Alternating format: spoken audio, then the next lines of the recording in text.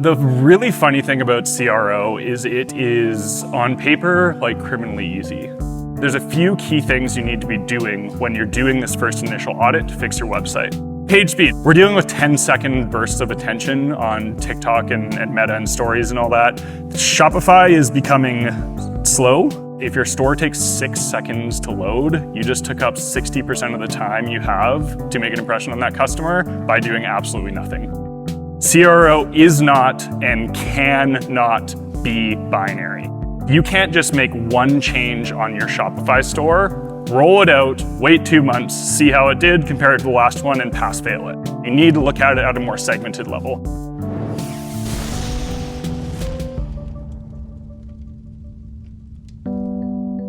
Hello everybody, my name is Brett. I'm gonna be talking to you about CRO, but I'm gonna be doing it in a little bit of a different lens that you're probably used to seeing CRO presentations through. The really funny thing about CRO is it is, on paper, like criminally easy. There's no silver bullet. As D2C brand owners, you've probably seen all of the things in the CRO space, the plugins, the upsells, the widgets, all of the things that are gonna make you more money. You probably already know all of those things. So I'm not gonna be going through a list of, oh, here's the top 3 things you should be doing to improve your post-click experience. What I am gonna do is focus on the process of implementing those and rolling those out, because that's where a lot of people run into paralysis with CRO. It's a really complicated thing to kind of like matrix out, figure out what's statistically significant, how do I pick what test to run where, how do I start landing pages versus when do I add extensions. It becomes this big matrix that becomes hard to solve.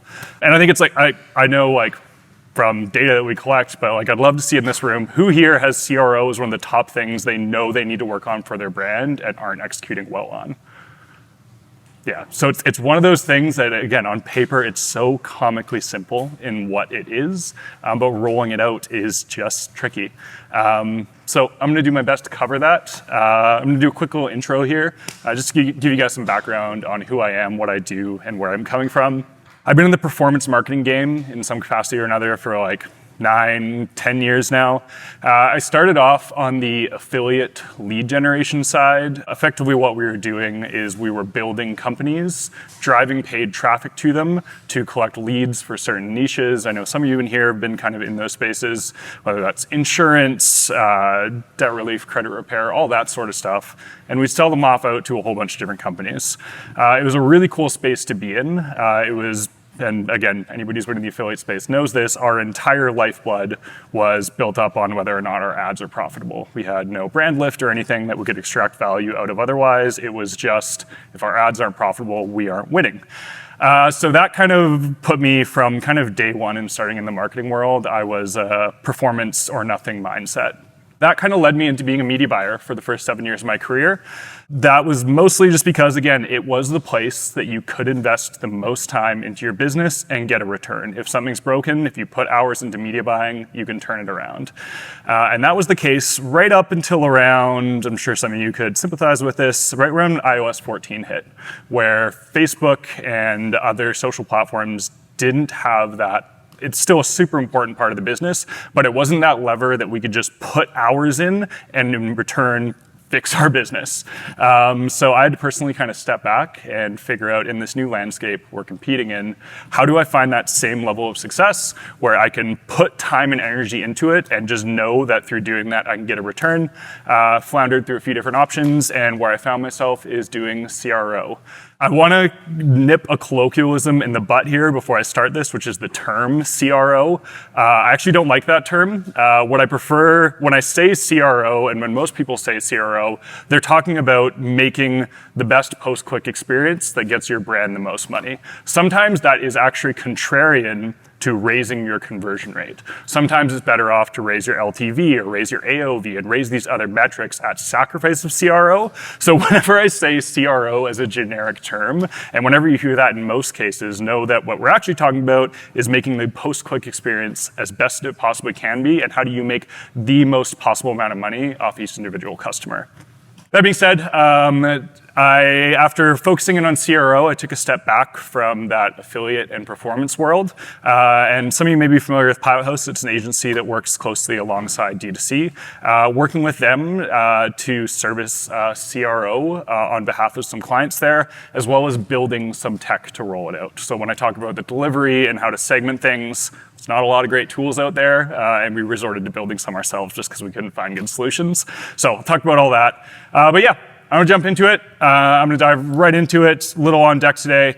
I'm gonna talk about how we go approaching from a brand new client that comes to us, what's the process we go through to figure out that CRO strategy, both right off the bat to fix things that are quote unquote broken, as well as crucially making sure we have a sustainable strategy in which we're constantly working on it.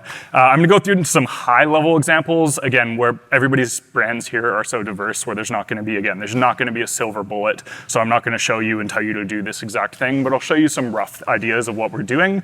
Again, I'm gonna go into executions and the tools, gonna get some questions, and then like Eric said, hopefully do some live audits. So if you are brave enough to raise your hand, I'm just gonna pull your site up here, hopefully not embarrass myself, and we tear it apart all together, maybe make it a little communal thing. Cool, jump right into it. So what's our process? Client comes to us, I want to fix my page, I want it to convert better, I want to make more money off my customers. What do? We have 4 steps. I'll go into each of these individually. We do an initial sweep, which is basically just fixing all the things that are broken. A lot of CRO is subjective and dependent on testing, and that's usually what we go to in the next steps, but there are a few things that are just plain wrong. Broken sites, bad above the fold experiences, I'll show you those, but we always do that first initial sweep of a big cleanup. Usually that yields some pretty incredible results. This kind of in tangent to an audit that you might see if you were to go with a CRO agency, but we also execute on that front. Then we go to identifying the testing roadmap. This is the hard part. I don't really have a name for what we do, but I use my media buyer brain to build that roadmap. And I know a lot of people here have some priviness in ads, so I'm gonna use a lot of media buying terms to kind of help distill that. Then we run split tests, make decision based on that roadmap, and then we repeat step 2. The crucial part of this strategy is, again, it's not just a single audit where you're making some changes, rolling them out and being hunky-dory. It's building a system for CRO, so you're constantly optimizing those things. Okay. Step 1, the initial sweep. You want to fix your CRO. First, you got to fix your baseline. This is easier said than done. Then I'm going to show you a few things to look for, but there's a few key things you need to be doing when you're doing this first initial audit to fix your website. The first is, at the very, very least, make sure you're looking at all devices. I think we all know this. At the highest level, you could use your phone or go into Chrome, inspect, look at it on mobile. One really, really, really important thing that's just changed in the last year in the world. You know those flip phones, those big folding phones, the Galaxy? Those register as tablets when you're pulling them up through ads. And the tablet experience is notoriously overlooked when you're doing web optimization. It's kind of in that weird middle ground where a lot of the times your site will be explicitly broken. And what's interesting about that is not only is the ratio of that tablet traffic going up, but that traffic also tends to be really high tier 1 traffic because it's the people that could afford that fancy phone.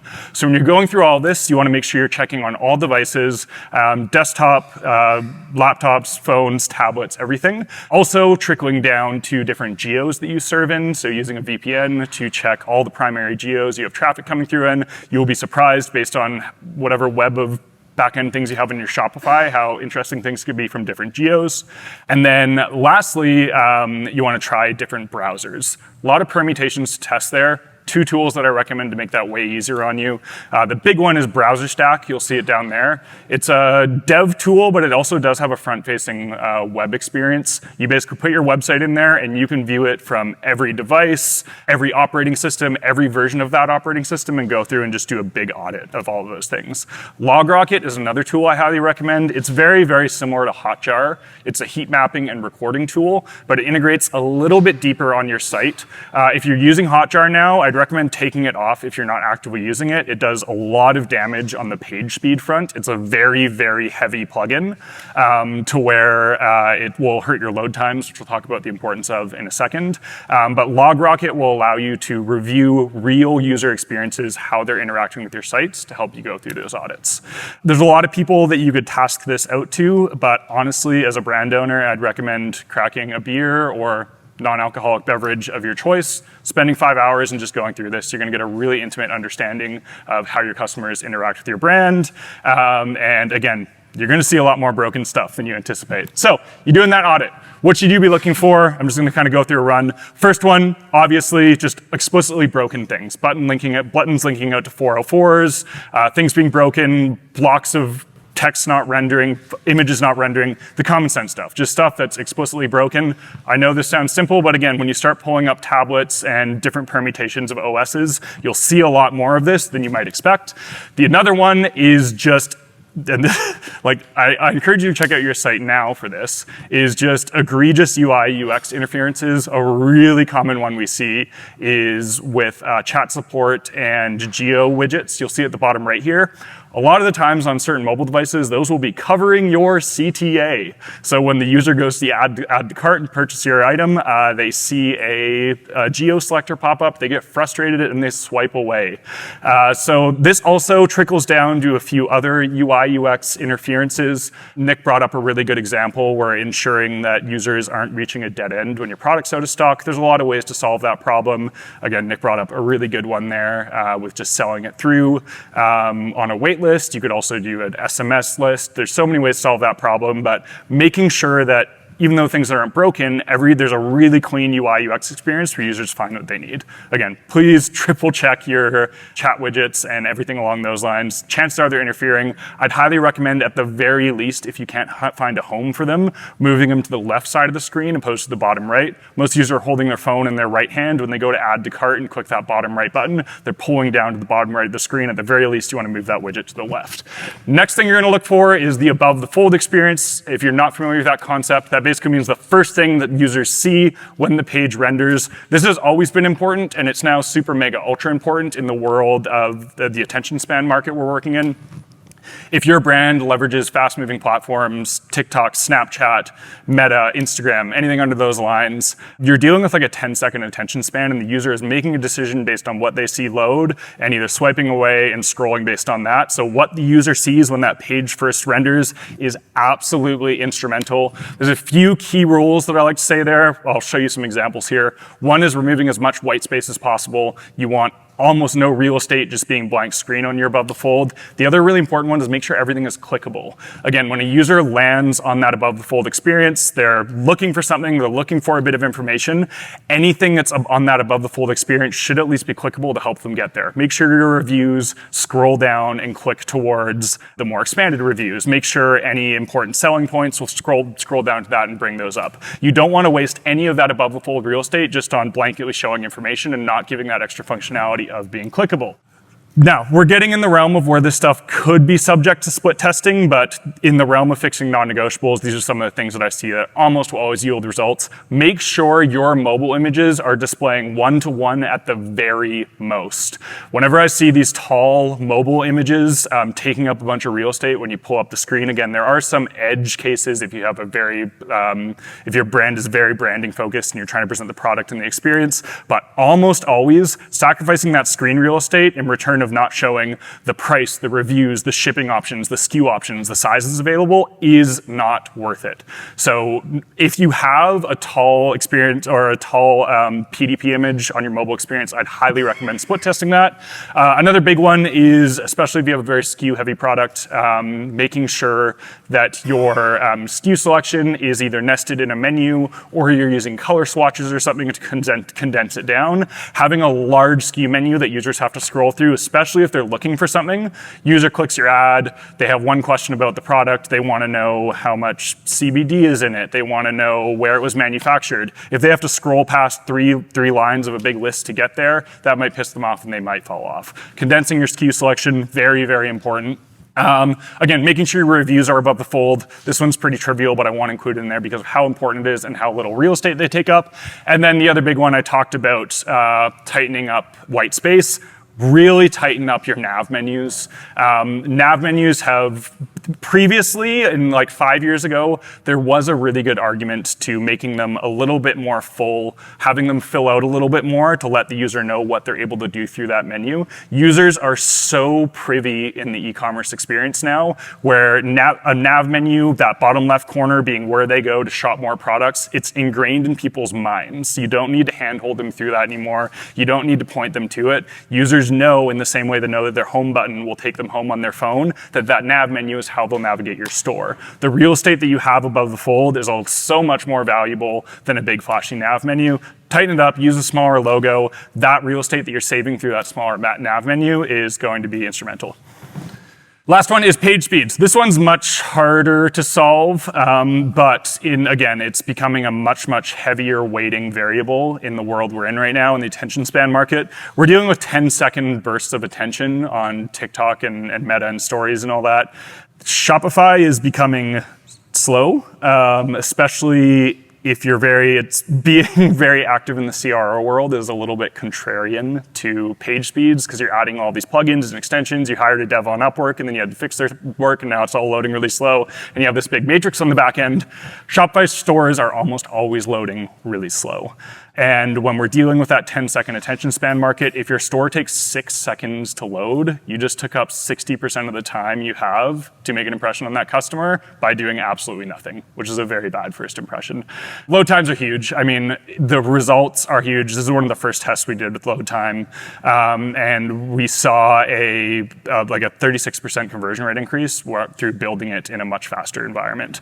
Here's a test just a few months ago that Cloudflare released on a really large volume of their stores. And again, you're looking at a 5 to 6 second load time, bringing on a 0.6% conversion rate, and a 2 second load time, bringing on a 2% conversion rate. It's significant. Again, I'll go into some possible fixes here because it's a tough problem to solve technically depending on your tech stack. 2 kind of ways to attack it. One is just removing heavy assets, making sure your images are scaled down as small as possible in Shopify, not using any things too animated. If those things are crucial to your brand, at least not having them on the first touch. Users, first touch, cold traffic are a lot more susceptible to those slower load times. So you fix the site. Most people kind of know that part. It's easy enough to go through, audit it. This is the hard part. You have a site, you're ready to go, you want to make a difference. How the hell do I move forward on this? How do I identify what to test? What do I optimize? Do I do landing pages? Do I make changes on my PDP?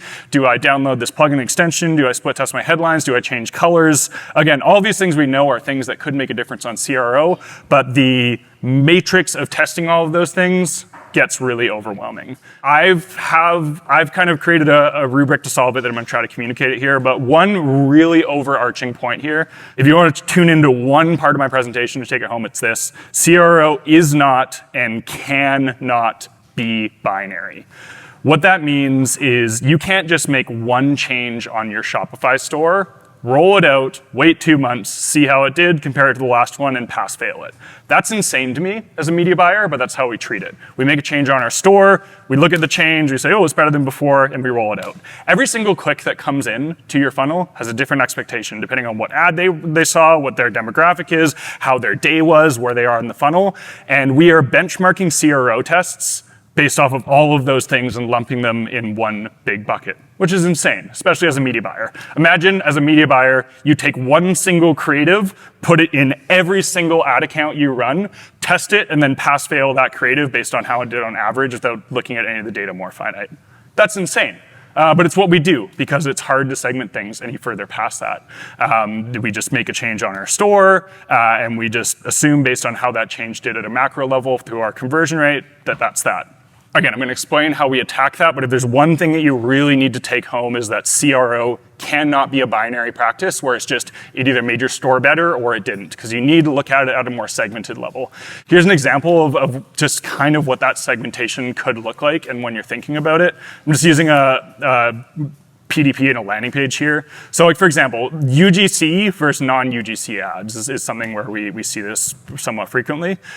So UGC, in this piece of UGC, it was like a more emotional type ad. It's for a coffee product, and it was just, hey, I love my coffee, I wake up, feel so good in the morning. Emotional style UGC.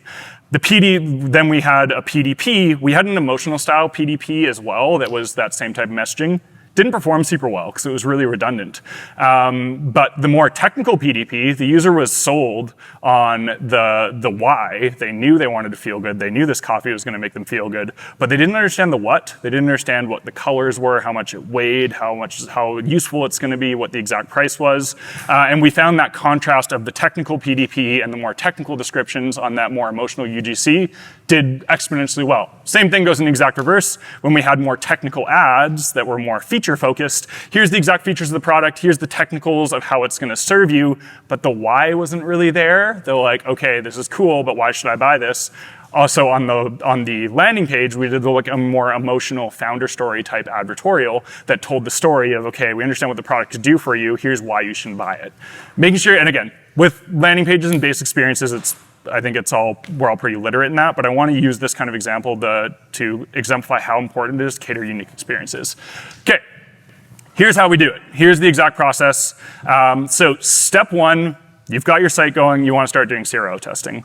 First thing you want to do is identify key audience segments. This is going to differ from your brand depending on what you have. I usually recommend, if you don't know where to start with warm traffic and cold traffic and prospecting. Those are two very clear lines, two very clear audience segments. You already have them split out in your ad accounts.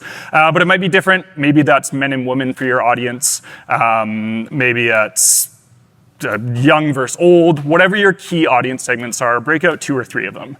Then within each of your segments, I'm going to do my best to explain this as I use this kind of media buying problem-solving strategy in which how to roll things out. So instead of looking at it as this big thing of like, I have to test all of these things at once, I have to figure out where the data is statistically significant, when to make a decision. One of the most common questions I get when I'm talking about CRR is people ask me like, how many clicks do I need to make a decision? How many conversions do I need before the data is enough to make a call? How long should I do the test for? There's no right or wrong answers to those questions at all.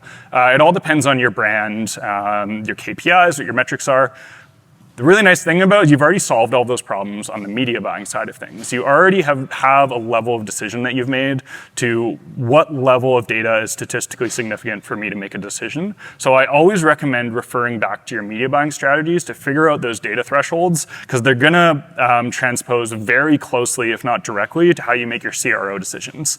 And then I have them tranched in types of changes you're making on the CRO front in the same way you look at them as campaigns, ad sets, and ads. I will break these down in a second to further alliterate it, but instead of just seeing CRO as this really big thing you're trying to tackle all at once, brings a methodological process in the same way that you would do on your media buying. So we have our warm traffic audience segment.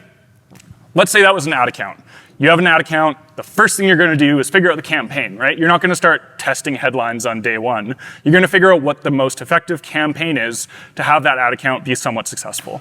That ad account in the CRO world is the high-level traffic high-level funnel that you're sending traffic to. Is it a direct PDP? Is it direct collection? Is it a VSL? Is it a founder story? Is it a quiz? Is it a lead submit? Is it an inbound phone call page? There's all of these different high-level funnels that could work better or worse for a given audience segment. Use your best judgment for each of these based on what you know and how your audience receives to. Pick 2 of them and split test them against each other. Do that for each of the audience segments you've identified, and then that's going to start kicking you off on this optimization tree and how you attack all those things. So great. We picked our warm traffic, and what we figured out is because our warm traffic is already informed on our product and ready to buy, sending to the PDP works best. Nice. Now what? Once you've identified the funnel, the next step is to identify all the key items in your funnel. We're not thinking super granular yet. We're not changing button colors. We're not changing prices. We're not tweaking headlines or doing any micro split tests. We are thinking of things like, okay, we have identified the PDP. What content below the fold on the PDP is going to make sense? Do we want to do an FAQ? Do we want to do a big review widget? Do we want to do a video? Do we want to do a bunch of testimonials? Figuring out the main content that makes up that page. Again, On landing pages, that could be what's the landing page angle now that really works best. We're not going to worry too much about the finite and the exact images on the landing page and exactly what the messaging and how it's conveyed. Just high level within the type of funnel we just established, how are we attacking the content within that works generally best. Pick one or two of these, split test them against each other, use the rough data benchmarks you would use to test an ad set in Facebook or your traffic of choice to kind of make those decisions. Once you've done that, you have a page that's working pretty well, you're happy with it, you understand the funnel for each of your traffic segments. Then you get down to the nitty-gritty. This is where the fun stuff comes in. This is where you do things like price testing, testing out button colors, changing the text, changing headlines, changing how your reviews are displayed, what the widget looks like, all of these other things that are a little bit more on page, tweaking the existing elements and how they're displayed to people. And then once you've done this, you pretty much go back and you straddle it based on your resources and what you have available. So if you are seeing a lot of success on one funnel, maybe you want to keep dialing in that ad in the same way where if you've seen a lot of success on a certain ad set, you want to just test a bunch of creative. If you're kind of slowing down and you really need to unlock some new segments, maybe go back up to the top and find some new audience segments and work this same thing down. Once you've done this with 5 or 6 different audience segments, you're going to have a whole bunch of really unique funnels and a whole bunch of learnings that can start going between them all, and the decision-making process is going to become a lot less cumbersome the more you do it. I'm going to go into the tools for a second.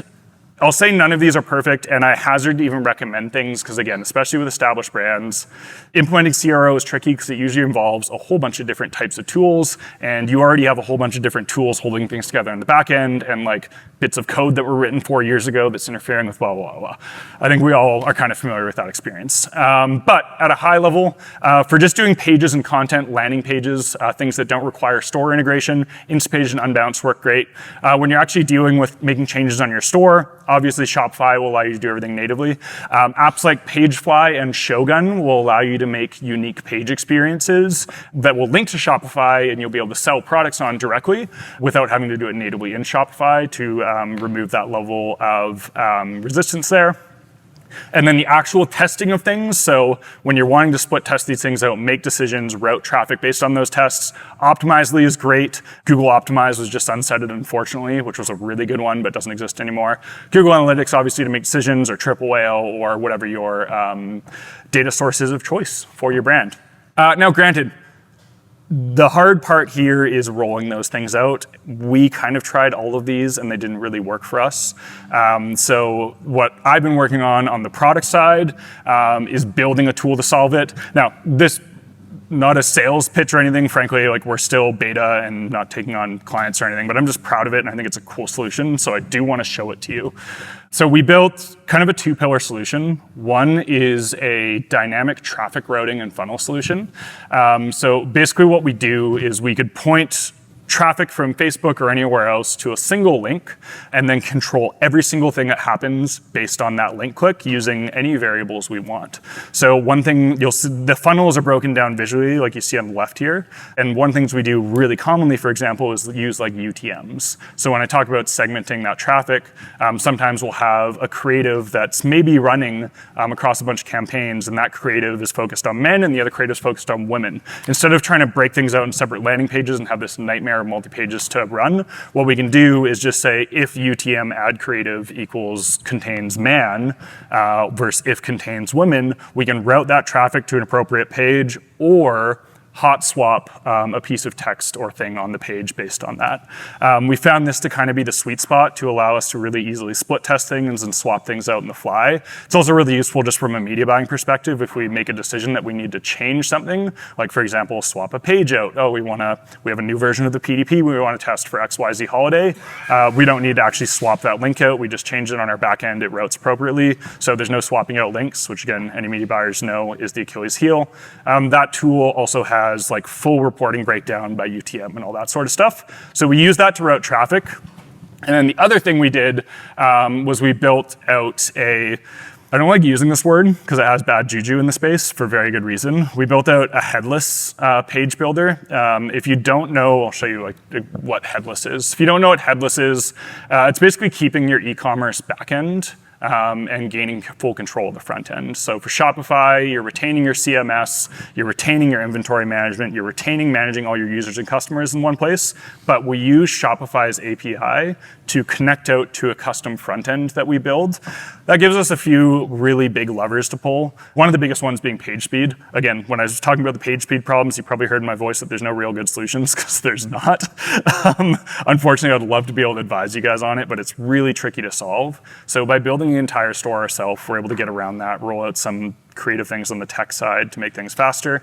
It also gives us just more creative control to build and tweak things as we need. So again, I'm sure you're all familiar. You see this really cool Shopify plugin, you want to test it, it makes sense, you put it on your store, doesn't work. Your custom store that you built, it goes in there, it either looks like crap or it's not functional. You'd love to try it, but you just can't, then you have to hire a dev and blah, blah, nightmare. So that lets us get around that. The one thing that we did do and we were finding, so we started off going down the headless road. If you guys are familiar, most companies that do headless, what they'll do is they'll just rebuild your whole store.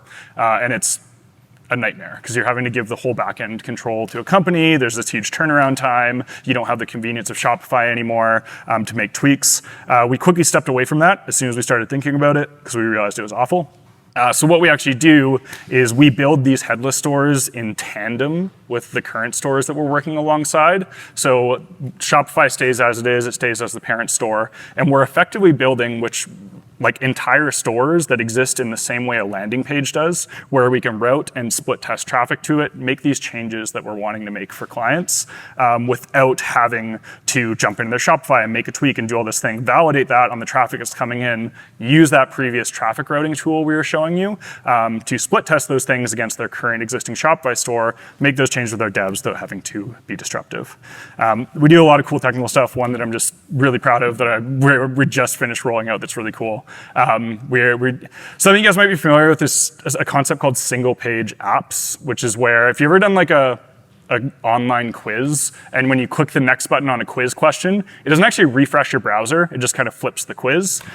Single page app is just that. The page basically renders behind the existing session, but doesn't require a refresh of the browser and a redirect. We've been working on building entire stores like that. It's going really well. So effectively what we're doing is we'll have a collection render. Once the collection is fully rendered for the user, we'll render all of the most likely PDPs that they're going to click to next. So instead of having to click the PDP, load time 3 seconds, oh, here's gonna blah, blah, blah. It just lifts the curtain up and that page is rendered behind it and comes in a lot quicker.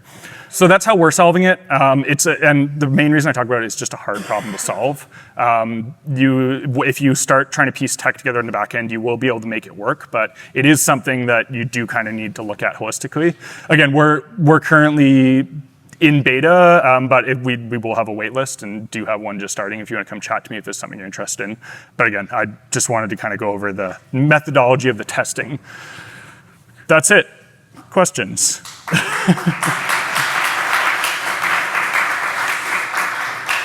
Yeah. Some of the tools you mentioned are great, but they're expensive. They are expensive. Optimizely. Yes. Any suggestions for something more cheap and cheerful that might get me 80% of the way there?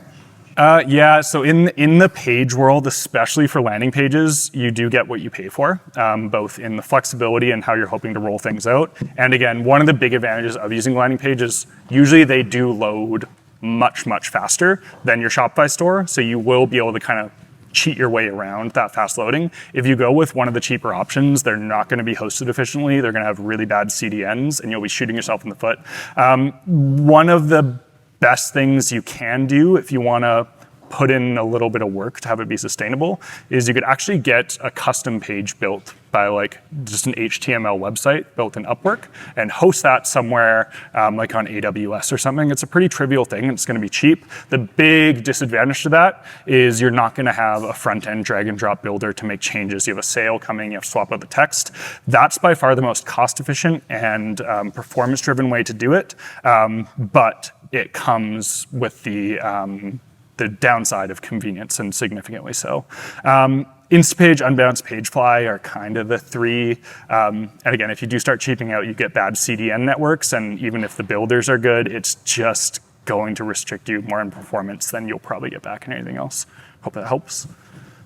Taylor. Even for not your own builds, do you have examples of stores that use Headless that you could provide for us to check out, just to experience that load time? Yeah, sure. Yeah, I'll send over a few after. Yeah, there's quite a few. Headless is such a muddy line too, because there's a lot of people building out custom stores in a way that they're starting to use like some headless functionality and some not. But yeah, I'll collect a few and then send over, because and you can get pretty close to Shopify, but it's pretty, you'll see it night and day pretty clearly. A lot of themes, they use like different media query tools, they use different media queries for like the page breaks and responsive design. They tend to like follow a similar pattern, a lot of them. Some of them have different ones, whether it's like 768 or 1098. Is the golden rule changing as devices start to change? Like, is it always kind of been the same, or should you be like, it should be based off your own website and your own responsive design, or is there kind of more like up-to-date golden rules on when those page breaks should exist with like the introduction of new devices? Yeah, it's that kind of middle ground is pretty unfounded right now.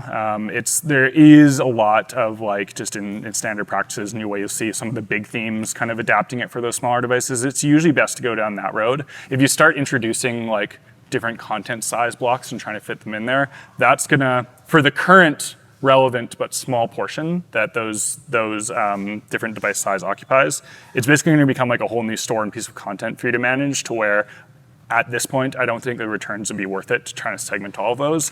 Instead, just working in a really good design aesthetic that you see from some of the main themes that adapt either the desktop or mobile version of it to fit in that footprint, if that makes sense.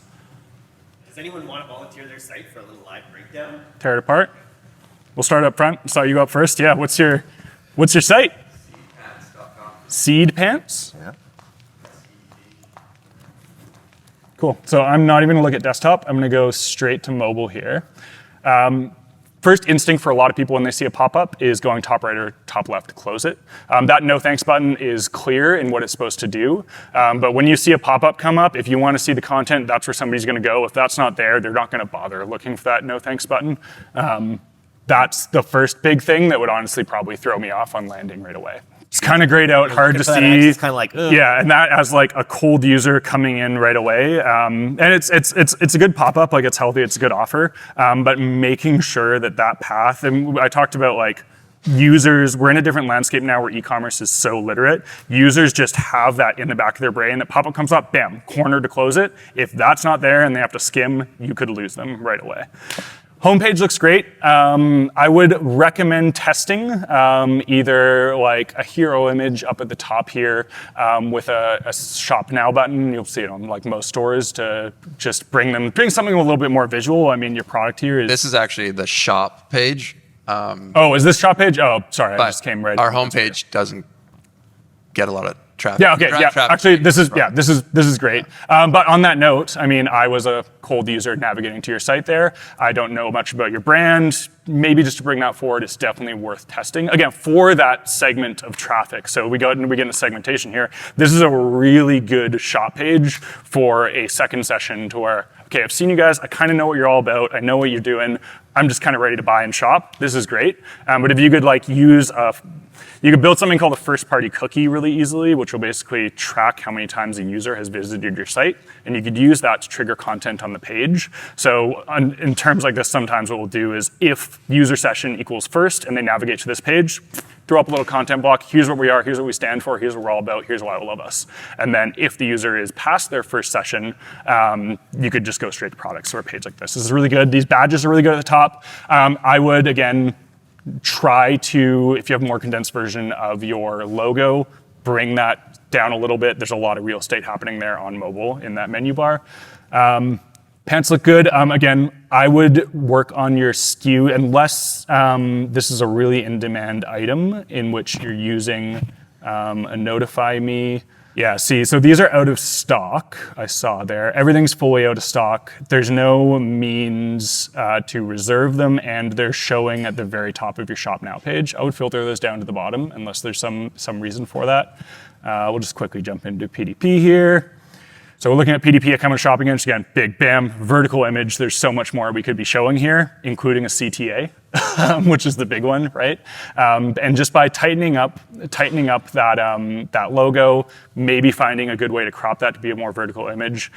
Some things some brands do to kind of get around that and keep some vertical height there. I think Nick's site actually does this really, really well, is you keep your header transparent. You have to shoot the images in such a way where you get a little bit more real estate on the top of the image, and the image can kind of bleed into that header to make that a little bit more efficient and gives you some room on the vertical space. This all looks great. The SKU selection, this is really good how this is lined up. If anybody has SKU selection on their sites that's using a lot of real estate, this is really efficient. You're seeing a lot of products here. You could test, because all of these SKUs are different in their imagery, you could try swatches here just to save a little bit of space, and it would just clean up the look a little bit because all the images are different. It has some character in the way it is. Choose your size. I would explicitly, another big thing, so what this defaulted to was choose your size, which is good. I would give the user the ability to select their size and figure out whatever works logistically best for you, whether it's a reserve, a pre-sell option, there's apps like Notify Me, which give you a really easy way to collect users' emails and phone numbers and automatically notify them when they're back in stock in case they're looking for something very specific, just so there's an action item on there where right now you can't even select it. This is good, reviews look good. Yeah, tighten up here above the fold. I would try some smaller images, tighten up the logo, but yeah, great looking site overall. I really like the little review thing here as well. Yeah, nice. Yes, Four Sigmatic. And this is what you were talking about dinner the other night. This is the one that you with the project team built. Yeah. Anything? Oh, I'm just gonna go. I search Four Sigmatic. I'm just gonna go. That's not them. First link. Oh, that's not. Okay, that's a different problem. Healthy plan. Cool. There we go. Any specific page? Like, where are you sending your paid traffic? Just everywhere? Jump in. Yeah. Cool. So good. Yeah, this is great. First thing I would check here, there's a lot happening on the page here. I'm going to go straight to Google Page Speeds. And I'm going to put that in just because there is a lot happening with those video banners and things for your homepage. Not necessarily a bad thing, but it may be worth assessing. Maybe especially for like Google traffic that's coming in for a session, just looking at an option without those things so that first experience for cold users isn't heavy, but we'll see it. This is great. Try mushroom coffee, shop all. I do like all the movement too. Yeah. Even in the quote bar there and the. Yeah, what just as a user, I would be slightly confused by those two buttons. Like with the try mushroom coffee is a quiz. Is it like maybe just adding in brackets what that means versus shopping all? Because I wouldn't really, even now is like, okay, I want to go check your SKUs, but I don't know which one to click to. They'll go to the same thing. This is great. I would see if you could remove this top bar here with the navigation menu. Again, we are in a world now where users know how to navigate e-commerce sites. If they wanted to get to any of those other SKUs, they know go to that hamburger menu and they're there. You're taking up top real estate.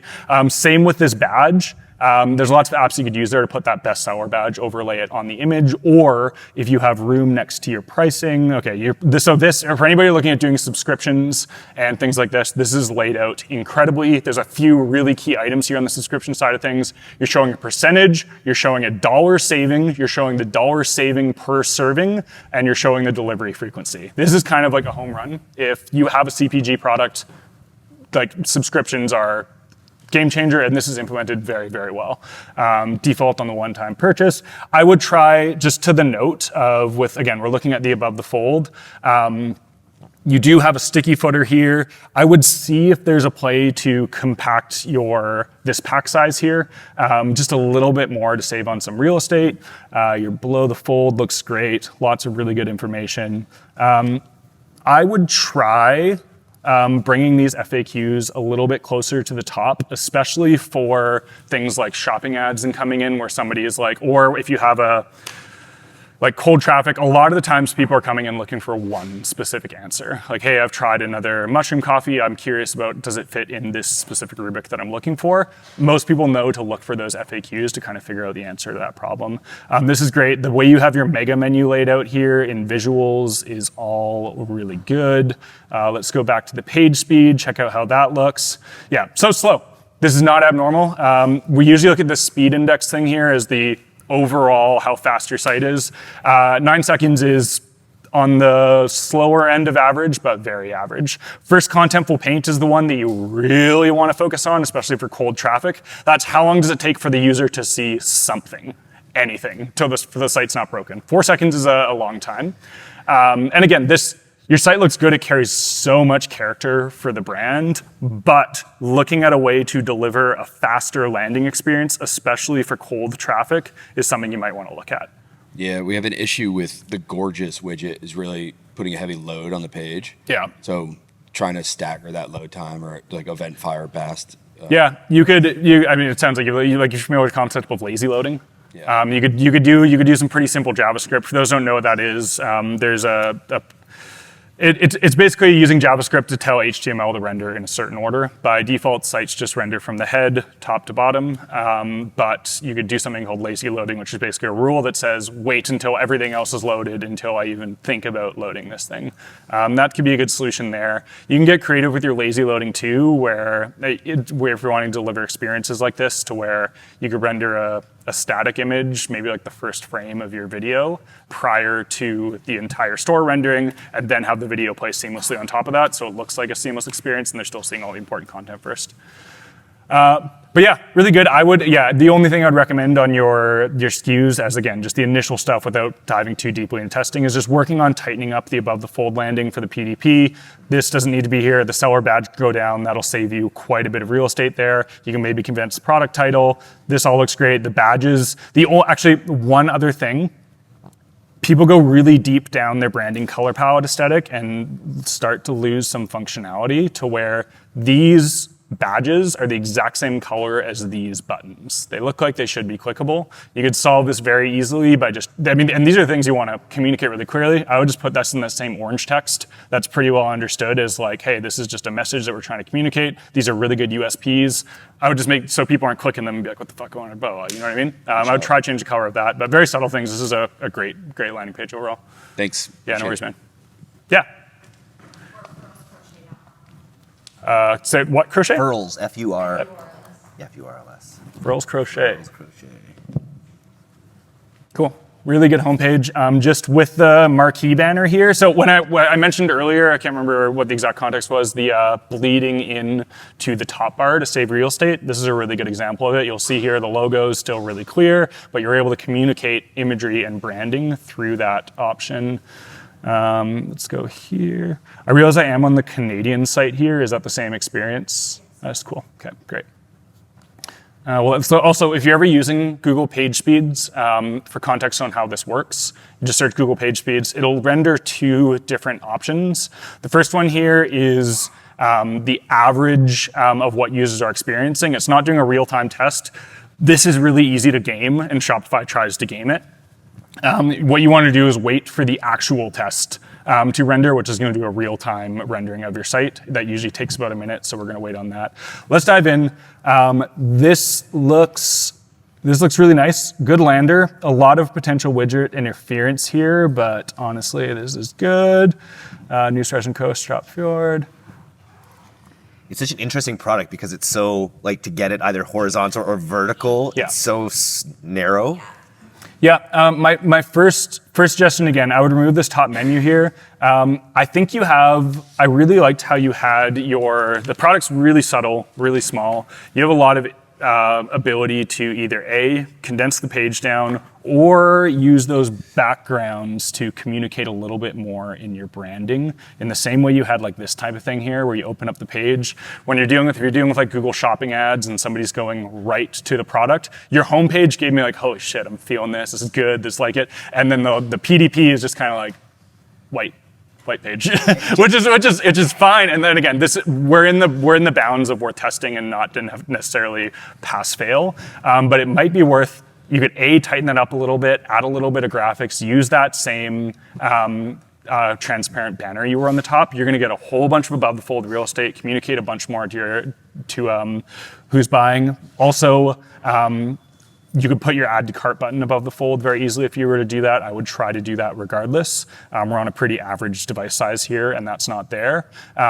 Just your way of tightening up the text here, moving up your SKU selection, the size and quantity you can definitely put in the same row.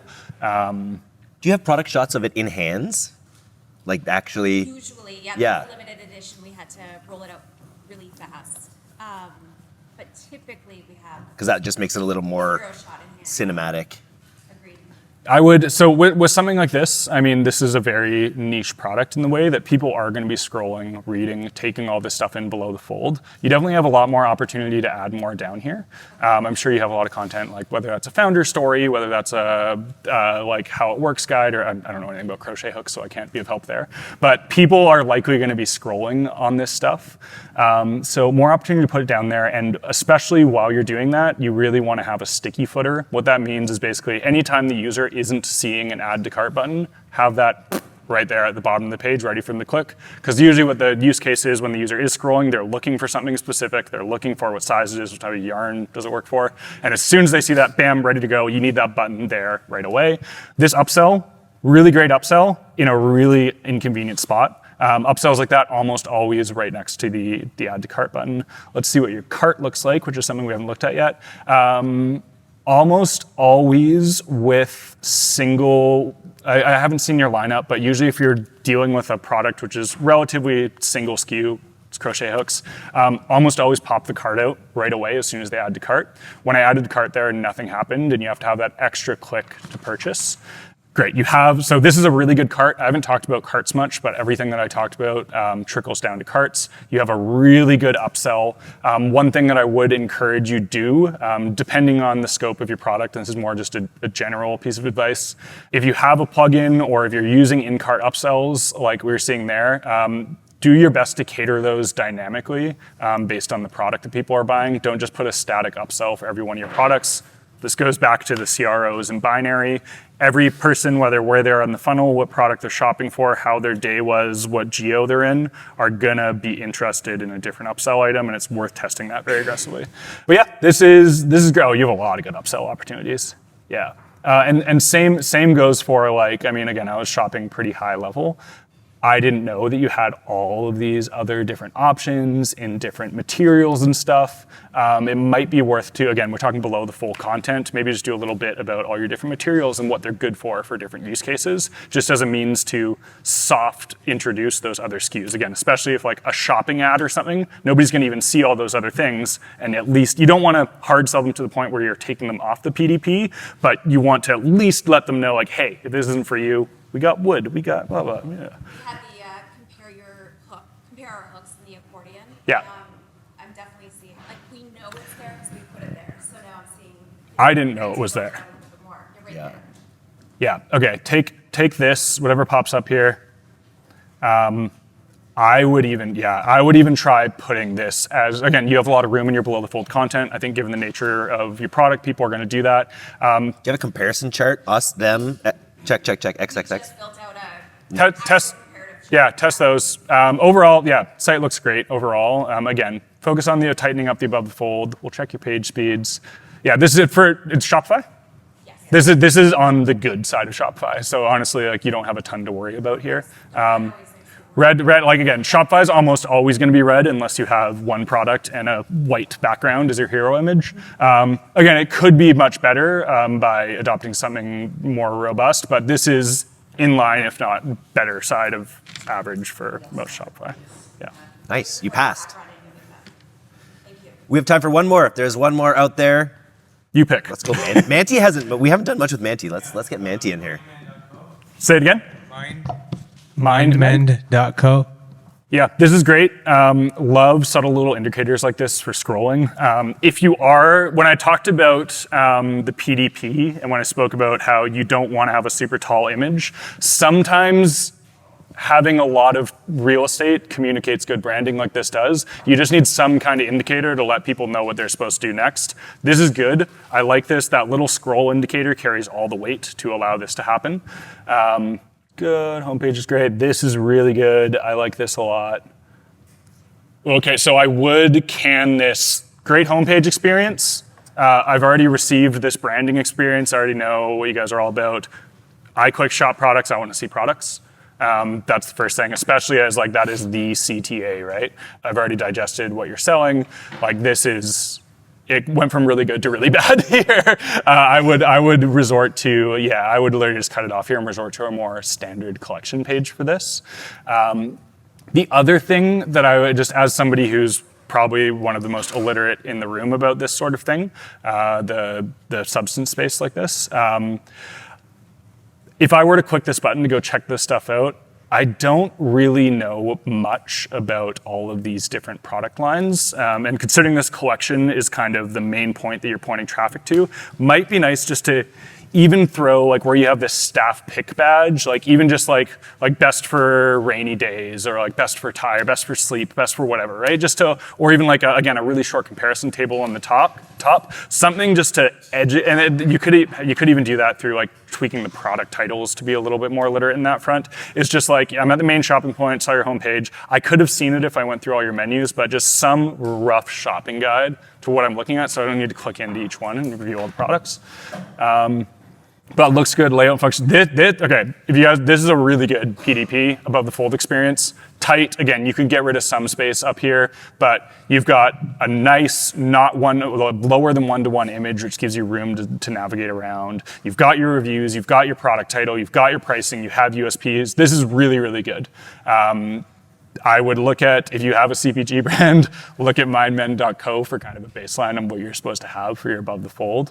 Love this recommended experience level. Again, this is even something that would hold really well on that page, that was on your landing page, just like, hey, you're new, you're experienced, here's a quick guide on where you start shopping. It's like buzzing to astral realm right there. That's the... Tons of content. This is great. Yeah, so when it's talking about layering in your below the fold, the only thing I would suggest, I think people are going to be scrolling heavily through this, sticky footer. If I'm looking for this down here, I'm looking for, okay, great. Now I know what my brain is going to be like on psilocybin? Psilocybin. Yeah, okay, this is what I was looking for. I want to buy it.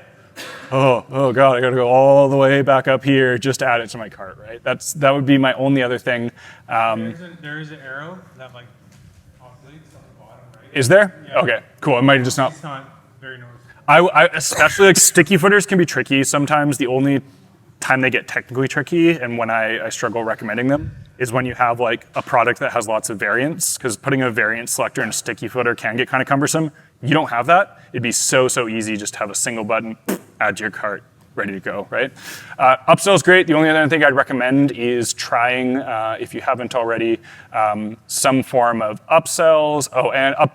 I mean, the standard stuff on PDP's upsells. I'm surprised you don't have subscriptions in here. I would really explore that as well. I don't know the nature of if the product supports that well, but that would be one. Again, with CPG stuff, it's a pretty easy home run on that front. Even if you have it in like your email flow or things along those lines, even just educating the users, knowing it's an option. And if you want to keep the single product order auto-populated and just have the description be subtle, I would at least let them know it's there, if not test it. Nice. Okay. Thanks, Brett. Oh, by the way, Brett is also one of the world's top tech influencers. If you search Brett Turner Tech on TikTok, you'll see him feverishly reviewing all sorts of interesting things happening in the tech space. He's a great follow. I like nerd stuff, Yeah. as you probably see. Yeah. Superman. Cool. That was awesome. Thanks a lot. That was great. Thanks, everybody. Yeah.